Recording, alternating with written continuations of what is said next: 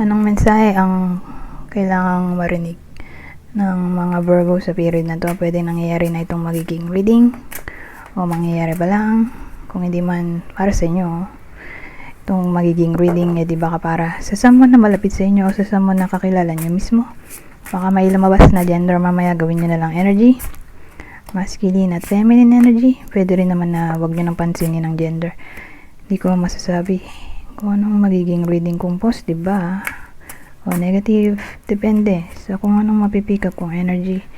Walang masama kung papanorin ang sun, moon at rising sign, kasi baka alin man sa mga yan ay mag-resonate na sa sitwasyon nyo.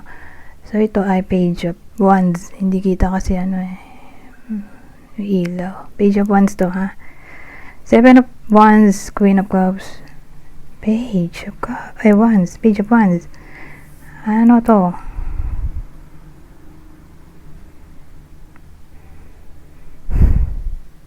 Alamin natin tong part na to.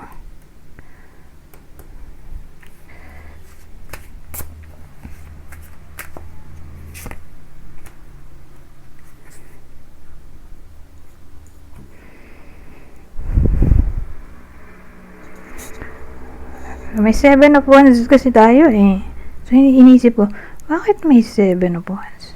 Saan ang galing yun? Competition, struggle, rivalry.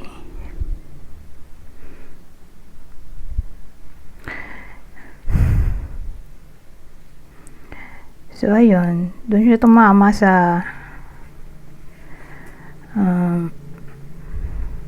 work o workplace.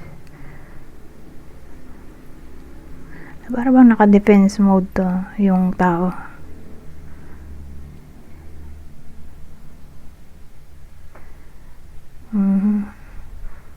So saan natin ng conflict na lang sa workplace. Kung walang work yung iba sa inyo, di baka tumama to sa anyone na malapit sa inyo na may trabaho, na para bang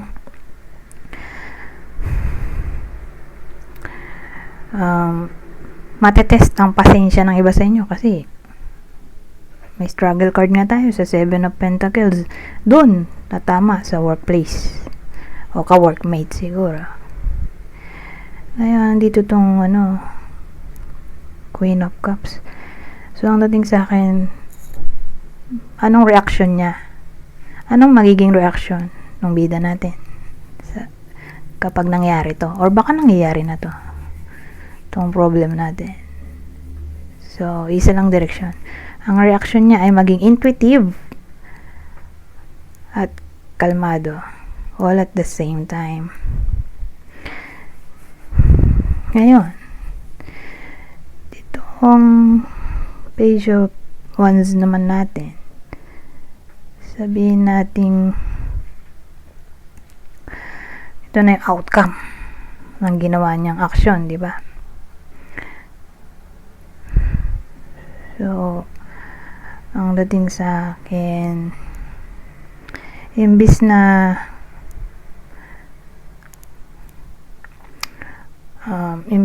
toksikin niya yung sarili niya sa mga problemang maaari niyang kaharapin sa workplace, para bang i-divert niya yung attention niya sa something na curious siya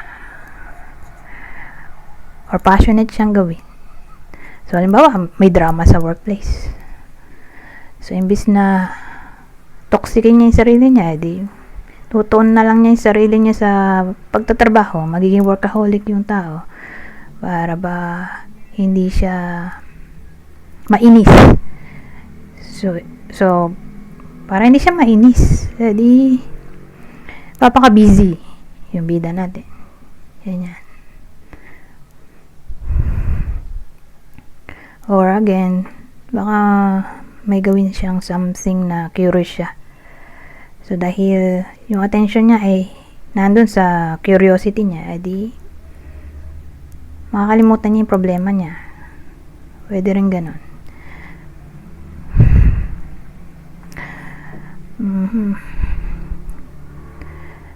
So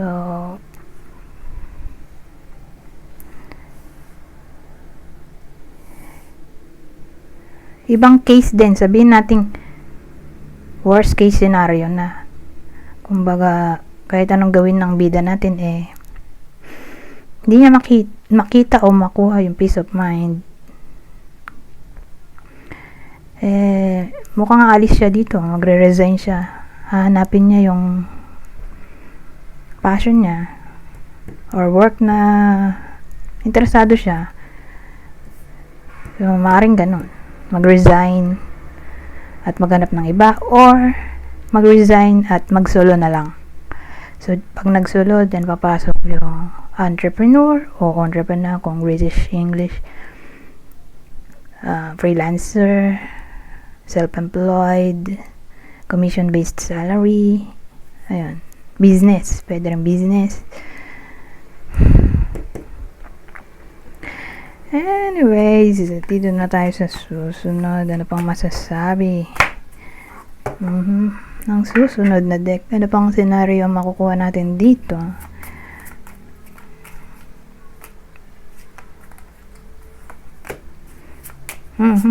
Sana maganda tong sumunod.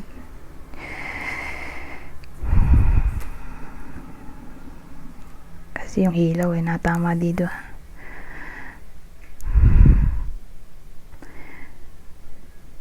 So, ibang senaryo. Maganda naman somehow. Itong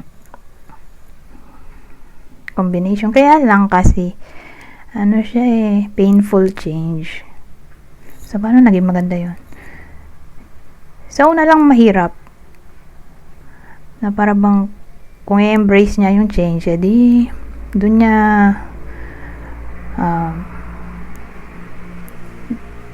malalaman na mabuti na lang na nagkaroon ng change.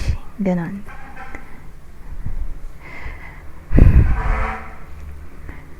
So again, painful change to. O unexpected change. Pwede rin. Or may lesson na matututunan ng iba sa inyo for some reason sa period na to.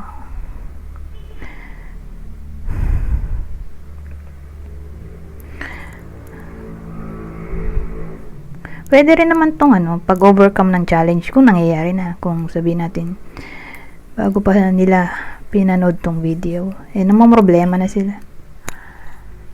So, dun siya applicable. In a way na ma-overcome na nila sa period na to tong problema na kinakaharap na ng iba sa inyo. Doon na papasok yung growth.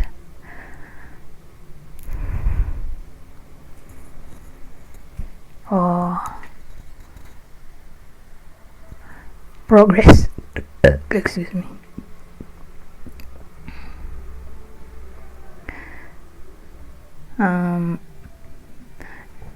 Mahirap yung combination, maghanap na tayo ng iba.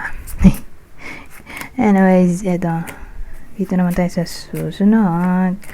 Pang masasabi nito, well, sa case naman na to, saan natin na may someone na magiging somewhat patient sa topic ng rivalry, jealousy, enviousness, or any form ng problema. Okay? So, problema in general, sabihin natin patient na magkapera. Lalo na kung may financial issues na yung iba sa inyo. So, pag ganong patient, edi, syempre, kakaroon ng hard work yung iba sa inyo at magiging patient na magbunga yung pinaghihirapan.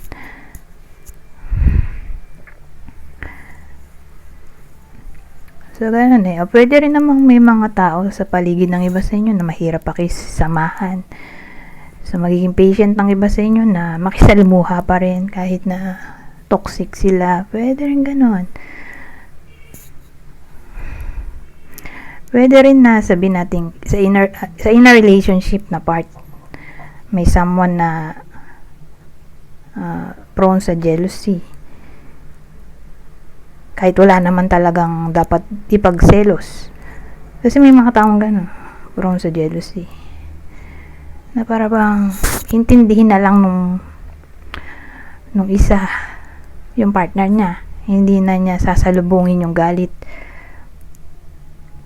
Ganon. Para hindi na mag-evolve yung problema, di ba? So, ganon ang dating. Magiging patient. Saan ang patience in all forms na klase ng problema. Okay? Na pwedeng kaharapin ng iba sa inyo sa period na to. Ngayon, last deck.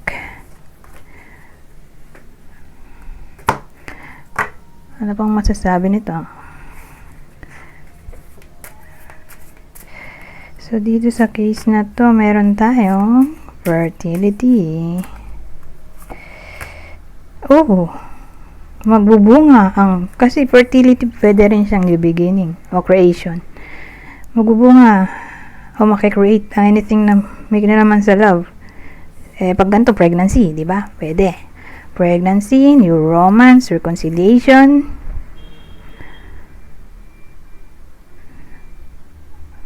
Or new opportunity na lang in all forms na may kinalaman sa love life. So again, reconciliation, new love life, pregnancy. Ay posible. Ayan. So dun siya maganda New opportunity o abundance in general sa topic ng love. Anyways, hanggang dito na lang. Goodbye. For now.